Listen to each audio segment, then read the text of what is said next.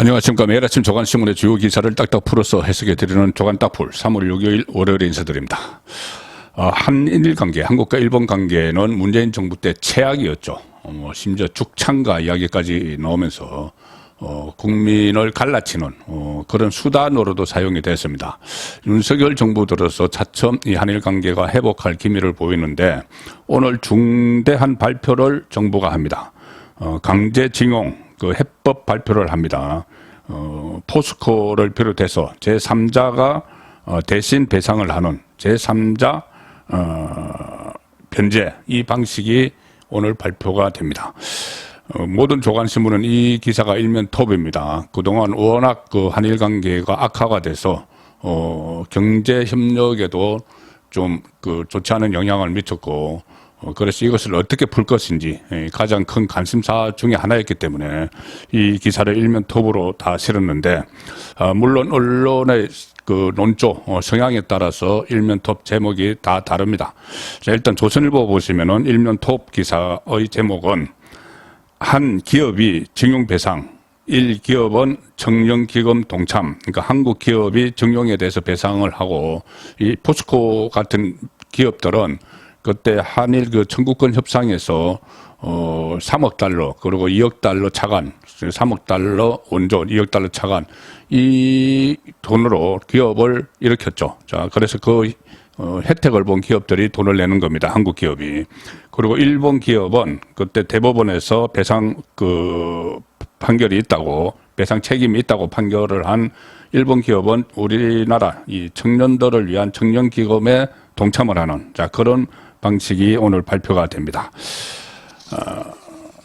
그 대신 뭐 여러 가지 뭐 다른 그 한일 관계를 그 개선하는 여러 가지 조치들이 좀 취해질 수 있겠죠. 한일 양국이 서로 그 방일, 일본과 한국을 서로 방문하는 이런 그 방안도 논의 중이고, 지소미아 한일 군사정보보호협정이 조건부 연장 상태인데 이것도 좀 정상화하고 이런 조치들이 지금 앞으로 취해질 전망입니다. 자, 한겨레 신문은 물론 비판적이겠죠. 한겨레 신문 일면 톱 기사는 이겁니다. 강제 동원 배상, 결국 일본은 빠졌다. 그 한국 기업이 증용을 배상을 하고 대신 일본 기업은 개이단련, 경단련을 그 중심으로 해서 청년기금을 그 조성하는 데 동참을 하겠다 했죠. 윤석열 정부 제3자 변제안 오늘 발표. 일본 대신 국내 기업 돈으로 배상. 기시다도 직접 사과는 않을 듯. 직접 사과는 하지 않는 대신 그때 김대중 정부 시절에 김대중 오부치 선언이 있었죠. 과거를 뭐 직시하지만 파트너 식으로 미래를 향해 나간다. 그 김대중 오부치 정신은, 합의 정신은 다시 양쪽에서 재확인하는 그런 절차는 밟는 걸로 지금 알려져 있습니다. 일본은 강제 동원 그 문제와 별개로 재개통해서 미래 청년기금 조성. 자, 이 기사가 오늘 모든 신문의 일면 톱입니다. 이 여당 그 국민의힘 전당대회 이제 모레가 되면은 발표를 합니다. 결과를 발표를 하는데 어제 그제 있었던 그 모바일 투표에서 역대 최고 투표율을 지금 기록을 했습니다. 그래서 이 투표율이 어느 쪽에 유리할지 지대한 지금 관심을 보이고 있는데, 자, 동아일보 일면 기사 소개해 드리겠습니다. 동아일보 일면 기사. 여당 전대 투표율 이틀 만에 47.51% 역대 최고치를 기록했다. 2년 전 최종 투표율을 이미 넘어섰다. 2021년에 그 나경원, 이준석 그 두 사람이 맞붙었던 전당대회, 그때 최종 투표율이 45.36%였는데 지금 이틀 동안 해서 47.51% 이미 넘어섰죠. 지금 투표가 일단 모바일 투표로 어제 그제 모바일 투표를 했고, 그리고 오늘 내일은 AR에서 투표를 합니다. 모바일 투표를 하지 않은 그 책임당원들이. 자, 그래서 아직 AR에서 투표가 남아 있는데 이미 그 전체 종합을 했던 2021년의 종합 그 투표율보다 오히려 지금 넘어섰다. 자, 그래서 한 60%대까지도 지금 기대를 국민의힘에서는 하고 있습니다. 7일까지 최종 투표율이 60%에 육박할 가능성도 있다고 보고 있고, 이 4, 5일 휴대전화 모바일 투표에 의해서 6일부터 이틀 동안 ARS 자동응답 시스템이죠. 이 투표가 지금 진행이 됩니다. 그런데 서로 당권 주자들은 저마다 이게 나에게 유리하다 이렇게 이야기하지만은 이 역대 최고 투표를 만들어낸 당원들의 표심이 어느 쪽으로 쏠렸을지 이것은 정말 뚜껑을 열어봐야 하는 그런 상황인데, 자, 이번 전당대회 국민의힘 새로운 지도부를 뽑는 전당대회 특히 윤석열 대통령에게는 아주 각별한 의미가 있습니다. 집권하자마자 상당히 어려운 속에서도 여소야대 속에서 집권을 했는데, 그때 이준석 대표, 야당 대표에서 여당 대표가 되고 나서 거의 이 난동 수준의 여러 가지 일들을 벌여서 어려움을 겪게 만들었죠. 뭐 나중에는 또 뭐 가처분 신청 뭐 이런 것까지 했고, 그래서 어제 제가 이번 전당대회에서 이준석의 하는 행태를 보면은 내년 1월에 그 당원권이 회복이 되는데, 지금 1년 6개월 당원권 정지 상태죠. 회복이 되는데 바로 4월에 총선이 있습니다. 그래서 그때 되면 총선 국면인데, 총선 국면에서 또 이준석 리스크가 재발할 게 거의 틀림없으니 빨리 조치를 좀 취해야 된다.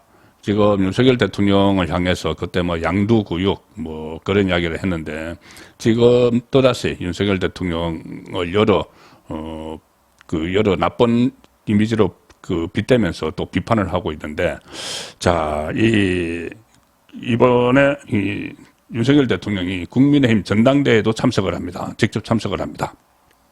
중앙일보 오면 기사입니다. 국민의힘 전대 7년 만에 대통령이 참석합니다. 그때 박근혜 대통령이 참석한 이후에 처음으로 7년 만에 참석을 해서 친윤 후보 과반 득표 여부 주목. 자, 친윤 후보 김기현 후보를 이야기하는 거죠. 김기현 후보가 과반 득표를 해서 그냥 그날 끝낼까? 8일날 이 당대표 선출, 그리고 최고위원들도 선출이 되지만 당대표 선출하고 끝낼지, 아니면 과반 득표가 되지 않으면은 다시 12일로 결선 투표가 또 치러져야 되죠. 그래서 윤석열 대통령이 참석하는 이 8일날 과반 득표로 김기현 후보가 과반 득표를 해서 대표로 그냥 당선될지 이 여부가 주목이 된다는 이야기입니다. 국민의힘 관계자는 이번에는 1호 당원 윤석열 대통령을 직접 보기 위해 당원들이 더욱 많이 몰릴 것으로 예상돼서 각별히 안전에 신경을 쓰고 있다. 지금 투표에 참석하는 대의원, 책임 당원들이 다 참석하는 것은 아니고 책임 당원 안에서 대의원이 있습니다. 책임 당원은 80만이 넘는데 대의원 8,944명을 포함해서 약 1만 명이 전당대회에 참석할 것으로 예상하고 있습니다. 상당히 큰 규모죠.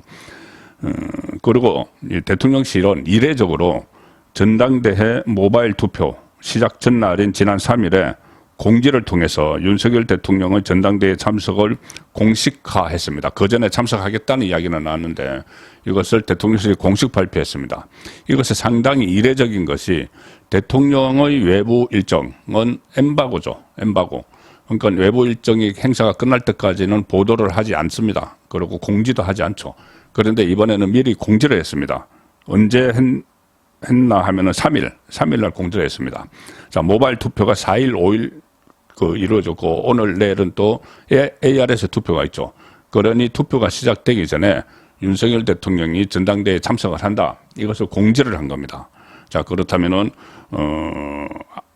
아무래도, 윤석열 대통령이 참석했을 때, 그때 그냥 1차 투표에서, 김기현 후보가 과반수로 승리를 해서 당대표로 새로운 출발을 해서 진정체제 구축을 윤석열 대통령이 그토록 바랐던 관리형 대표, 진정체제 구축을 완성하는 그런 모양새를 지금 대통령실은 아마 바라고 있겠죠.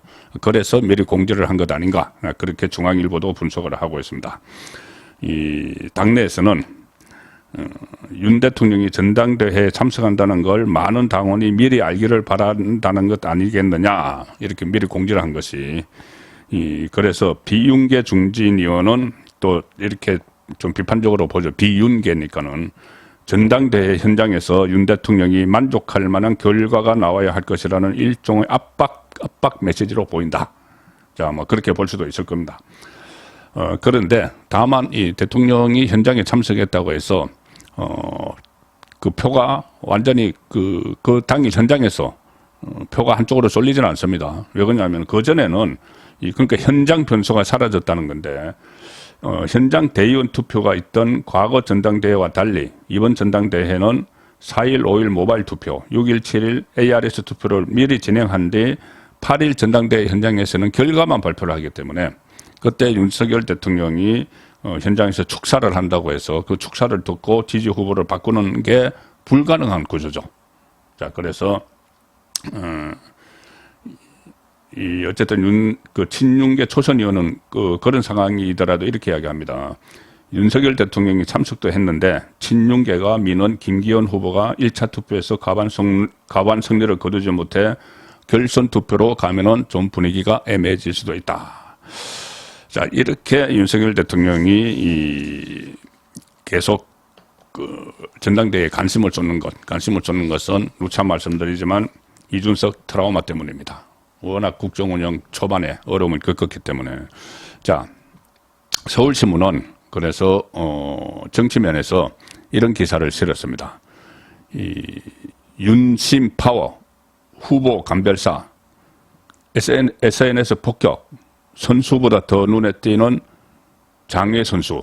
그래서 윤심은 윤석열 대통령의 어중이죠. 윤석열 대통령은 국면마다 당 장악력을 과시를 했고 장제원 의원은 후보 교통 정리에 두각을 나타내서 후보 감별사 이렇게 하는 겁니다. SNS 폭격은 이준석입니다. 이준석. 패키지 후보로 승부 뭐 이렇게 서울신문은 좋은 의미로 썼지만은 지금 이준석 키즈들이 상당히 네거티브도 부리고 또 제가 어제 말씀드렸다시피 기성세대 뺨치는 그런 구태의연한 선거운동 방식도 취하고 있습니다.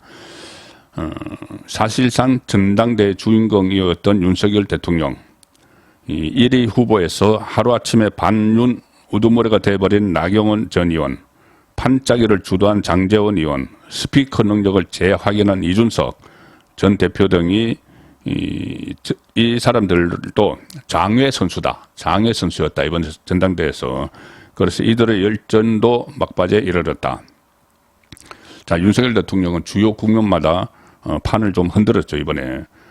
누가 윤 대통령의 관저 만찬에 초대를 받았는지, 윤심이 누구에게 있는지 없는지 이런 것이 이 전당대회 경선 초반의 모든 이슈를 빨아들였었습니다.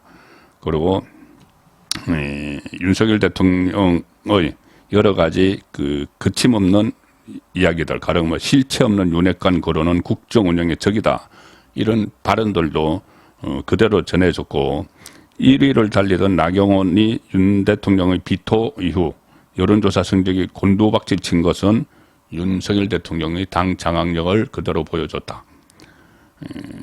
그리고 출마와 불출마를 두고 지난달 3주가량 전당대회 중심에 섰던 나경원 전 의원도 신스틸러다. 윤 대통령과 각을 세우다 저출산 고령사회위원회, 유엔기후환경대사 모두 해임됐죠. 그리고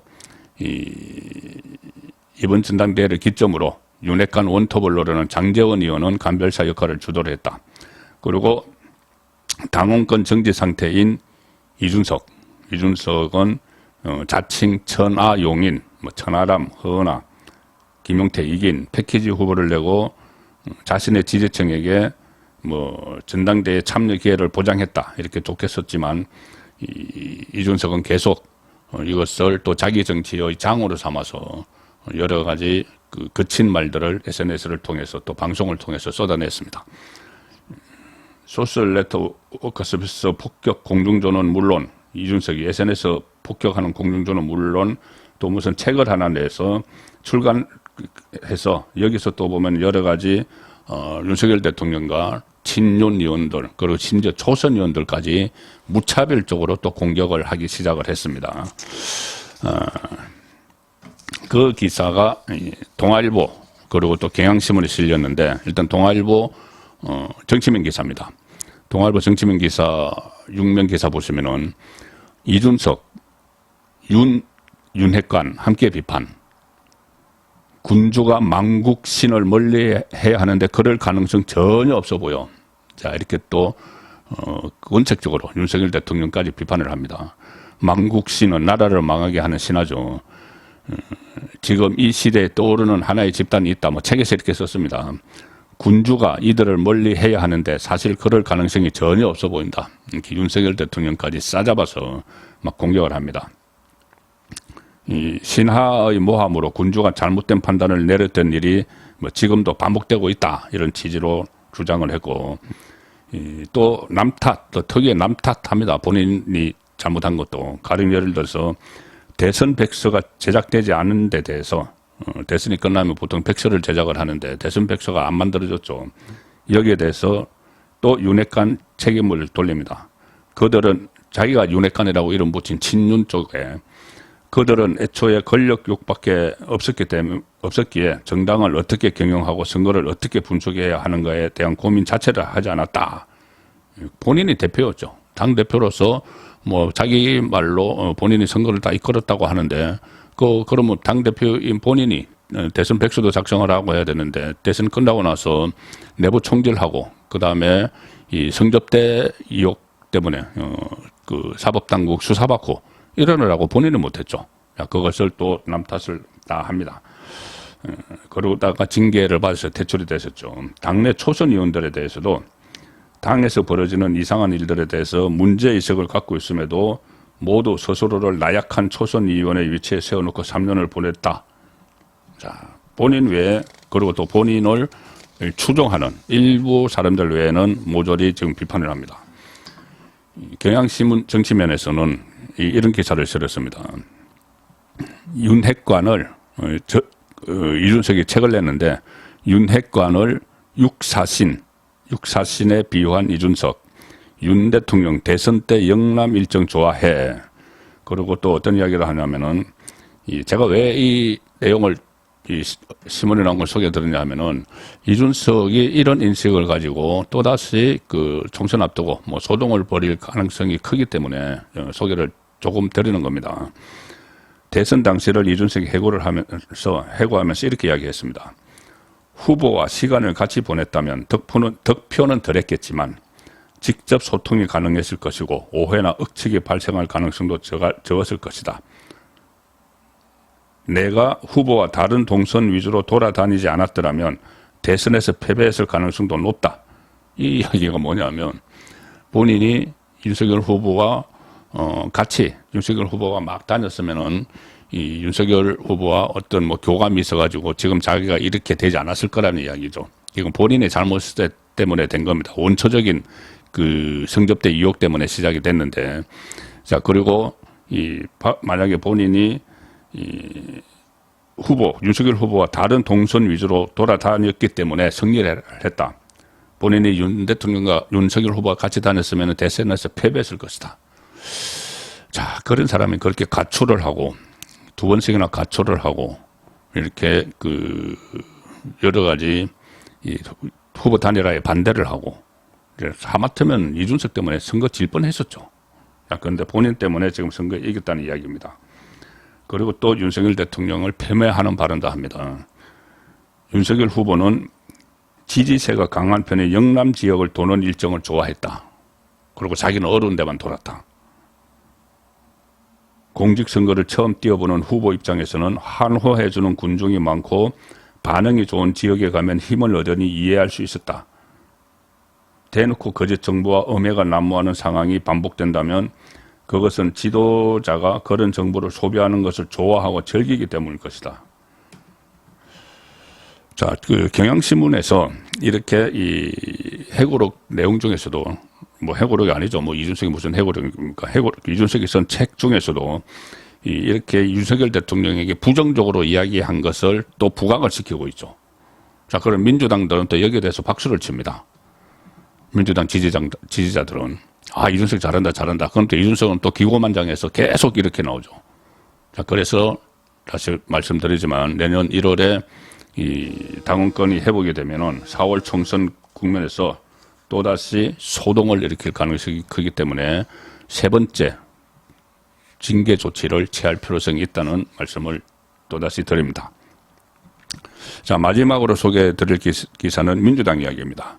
지금 개딸, 이재명의 열성 지지층 개딸, 문재인의 극성 지지층 문파라고 그냥 이야기하죠. 문파.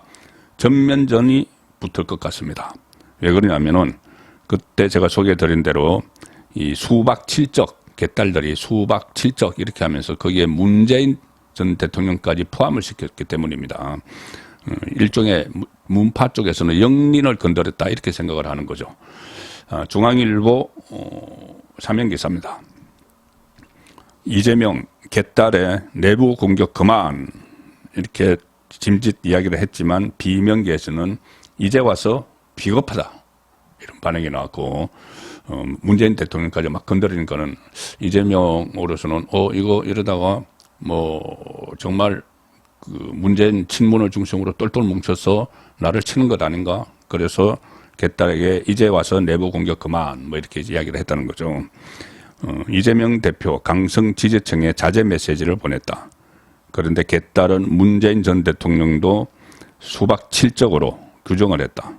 문파에서는 이재명 제명, 오히려 이제 이재명 제명, 개딸은 이낙연 제명 이렇게 하죠. 경구 제명. 문파에서는 이재명 제명, 맞불 청원을 또 넣었습니다. 문파도 지난 3일 이재명 대표 사퇴, 출당, 제명 청원을 올렸습니다. 작성자는 이렇게 이야기합니다. 김대중, 노무현, 문재인 대통령을 만든 민주당의 가치와 정신이 현재 이재명 대표의 성남시장 시절 토건 토착 비리의 사법 리스크로 인해 훼손되고 있다. 당을 분열로 이끈 장본인이기에 권리당원으로서 청원드린다. 자, 이렇게 하니까 개딸이 다시 뭘 또 청원을 했냐면은 이재명 대표 제명 청원 세력의 영구 제명 청원. 이재명을 제명하라고 청원한 이 세력을 영구 제명하자. 그 청원. 이렇게 또 맞불을 놨다. 현역 의원들끼리의 충돌도 지금 점점 커지고 있습니다. 이 민주당 혁신위원회 친명계가 주도하죠. 이 혁신위원회가 당무감사에 권리당원 여론조사 결과를 반영하는 등 공천 물갈이를 위한 혁신안을 마련했다. 이 소식이 전해지니 이 권리당원은 개딸들 이야기하는 겁니다. 그러니까 개딸들이 공천에 참여를 하겠다는 거죠. 그렇게 되니까 비명계에서 또 발건해서 여러 가지 이 비판을 쏟아내는 그런 상황이 이어지고 있습니다. 3월 6일 보내드린 조간딱풀이었습니다.